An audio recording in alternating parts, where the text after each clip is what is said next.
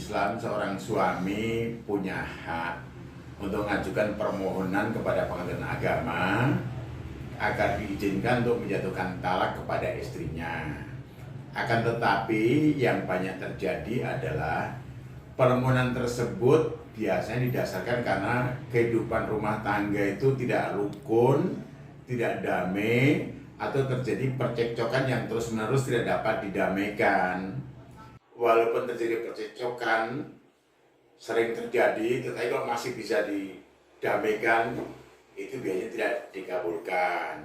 Namun demikian, kalau menurut hukum misalnya pihak si suami yang telah membuat ulah terjadinya ketidakdamaian atau keributan yang selalu terjadi dalam rumah tangga, walaupun bisa mengajukan permohonan di pengadilan, biasanya majelis hakim akan memeriksa alat-alat buktinya apa. Terlebih jika penyebabnya karena dirinya, bukan karena kesalahan pihak istrinya, itu majelis hakim biasanya dalam pertimbangannya belum tentu dapat mengabulkan.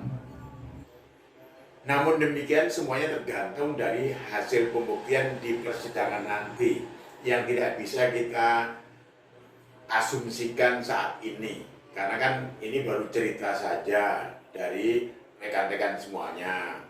Namun supaya dapat dipahami oleh masyarakat luas, jika si pembuat masalah kemudian mengajukan permohonan, belum tentu dapat dikabulkan karena itu kan timbulnya masalah ada pada dirinya.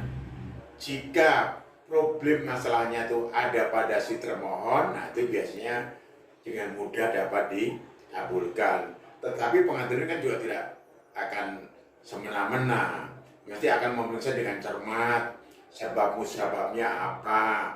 Karena kehidupan rumah tangga nggak ada yang abadi, tidak terjadi pertengkaran atau keributan dari masalah tadinya saling sayang menyayang karena ada tingkah laku atau ucapan atau masalah anak atau masalah lingkungan lainnya bisa diribut kan, jadi selek, jadi problem lah seperti itu. Nah ini biasanya oleh majelis hakim akan diingatkan, disadarkan bahwa maksud tujuan suatu perkawinan kan untuk membina rumah tangga yang bahagia sepanjang masa, didasarkan atas ridho Allah Subhanahu wa Ta'ala, untuk mendapatkan rahmat dan karunia-Nya, supaya hidupnya tuh sakinah, mawaddah, warahmah.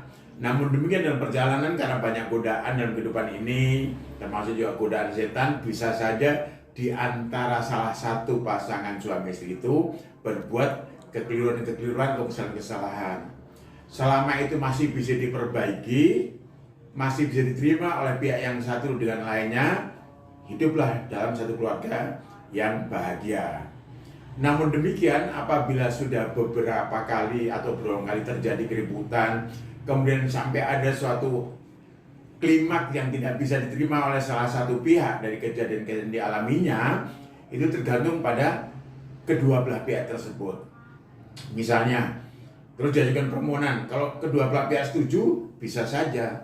Namun demikian, hakim tetap akan mempertimbangkan, nanti berikan bukti-bukti apakah ini patut dikabulkan izin untuk menyatakan talak atau tidak.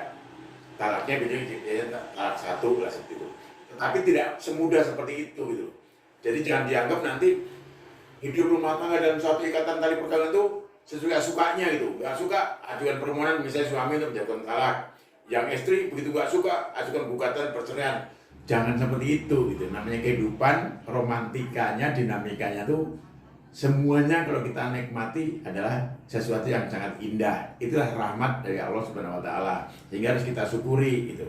Saat happy, saat bahagia ya dalam keluarga juga kita syukuri. Saat ada problem, ada permasalahan ya kita saling mawas diri, ayo kita perbaiki. Jika memang sudah tidak bisa karena menyangkut misalnya masa harkat martabat dirinya sebagai manusia sudah tidak bisa dipulihkan lagi, ya prinsip itu boleh dipegang, tapi tetap harus diserahkan kepada pengadilan. Seperti itu. Kenapa? Kalau disatukan tetap akan tidak ada manfaatnya, justru akan saling bermadharat satu dengan lainnya. gitu. Kenapa? Rasa curiga, rasa salah sangka, rasa tidak mencintai masih disatukan lagi, justru akan saling membuat dosa satu dan lainnya, seperti itu. Gitu. Di dalam hukum Islam maupun jurisprudensi Mahkamah Agung atau praktek di peradilan yang saya alami, jika terjadi dalam suatu keluarga perkawinan sudah melahirkan anak, kemudian terjadi perselisihan yang terus menerus, kemudian sampai misalnya pengadilan menjatuhkan putusan terjadi perceraian, anak itu hak asuhnya ada ketentuan. Apabila di bawah umur, dia hanya diberikan kepada ibunya. Terkecuali ibunya tidak patut mengasuh anak itu, karena apa?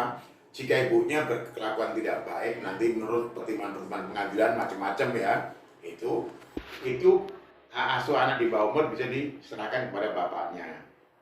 Kenapa dasar diserahkan kepada ibunya? Karena ibunya lah yang punya kedekatan perasaan sebagai seorang ibu yang melahirkan anak itu, yang menyusui, yang mengasuh, yang saat tidurnya bersama, walaupun ada suster misalnya, tetap juga seorang ibu biasanya ingin dekat dengan anaknya dan sebagainya. Itulah kedekatan sifat dan emosional ibu biasanya diberikan pertimbangan untuk anak ini bawah umur diasuh pada ibunya. Dan kecuali ada faktor lain, ibunya tuh karakternya buruk. Ya misalnya, ya pokoknya orang-orang yang harusnya sebagai ibu tidak sebagai ibu lah, karena sifatnya yang buruk misalnya. Misalnya apa, kerjanya kelab malam atau hal yang seperti itulah, nggak kita jelaskan. Pokoknya nanti semuanya diserahkan kepada pertimbangan hukum pengadilan. Tapi dari jurisprudensi yang kita ketahui biasanya diserahkan kepada pihak ibunya, seperti itu. Jika saat perjalanan hidupnya keluarga suami istri pernah misalnya melakukan pelanggaran-pelanggaran, kemudian sudah ada kesepakatan, ada perdamaian, saya membuat pernyataan dan pernyataan diterima, kemudian terjadi lagi, berarti kan dia wan prestasi. Kalau wan prestasi bikinnya kan melanggar lagi dong. Bisa saja pihak yang dilanggar kesepakatan tadi itu berarti kamu kan nggak menghormati, nggak menghargai saya misalnya. Misalnya yang membuat pernyataan dia suaminya. Nah istrinya kan bisa bilang, kamu kan sudah janji, tapi ini nggak ditepati, dilanggar lagi, berarti kamu menghormati saya dong sebagai istrinya. Kan harusnya saling menghormati satu dan lainnya. Ini kok enggak? Sudah mengakui kesalahannya, ya sudah mau berbuat baik, tidak mau melakukan lagi atau melakukan lagi. Ini penyebabnya apa? Harus dibicarakan lebih dahulu. Kalau sudah tidak bisa, ya apa boleh buat? Karena apa? Disatukan juga nanti kan membuat satu dan lain saling berbuat dosa seperti itu, gitu. Itu bisa dijadikan barang bukti, ya, atau alat bukti surat. Tidak ada surat pun, ucapan juga bisa dijadikan sebagai alat bukti. Atau pihak lain yang tahu. Bahkan misalnya yang tadi tidak ada semuanya pun bisa pakai alat bukti sumpah. Sumpah pemutus misalnya apa? Decisor et bahasa hukum acaranya berarti, bisa disumpah pemutus. Kalau orang Islam apa? Dengan sumpah seperti kalau kita misalnya sumpah pocong gitu, seperti itu. Itu seperti itu bisa dilakukan gitu Pak. Jadi menyangkut masalah harta. Harta itu suka dikenal atau sering disebut harta gonong gini. Harta gonong gini itu harta yang diperoleh selama dalam perkawinan. Selama dalam masa perkawinan, misalnya kawin hari ini, terus sampai nanti akhir tahun memperoleh harta. Nah, harta yang diperoleh mulai besok atau hari ini sampai nanti akhir tahun itu harta bersama, kecuali warisan. Ya, itu menjadi harta bersama. Nah, harta bersama itu apabila terjadi perceraian, menurut hukum ditentukan masing-masing pihak, suami atau istri berhak separuh bagian yang sama rata. Jika ada utang, dipotong utangnya. Jika ada kewajiban lain, dipotong kewajiban lainnya. Seperti itu. Nah, bagaimana nafkah anak? Anak itu kan anaknya berdua kan, nggak mungkin beranak sendiri kayak gitu.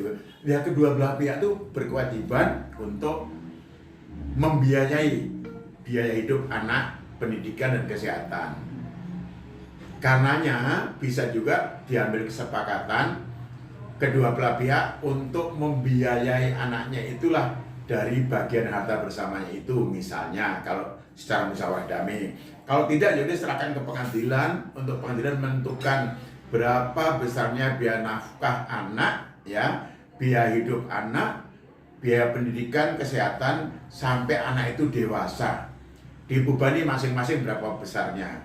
Syukur-syukur apabila salah satu pihak yang mampu misalnya atau sangat bertanggung jawab bisa menentukan atau menanggung semua biaya itu. Tapi dalam batas kewajaran ya biasanya siapapun juga ya, kecuali nggak rela ya, biasanya ya udah apapun juga untuk demi kemajuan anaknya, untuk demi masa depan anaknya biasanya diberikan untuk biaya hidupnya itu. Tetapi prinsip kedua orang tuanya wajib menanggung biaya hidup anak sampai dewasa. Pengertian biaya hidup itu bukan cuma makan minum, tapi juga pendidikan, kesehatan, dan lain-lainnya supaya anak itu menjadi anak yang soleh atau soleha kalau perempuan, seperti itu, Pak.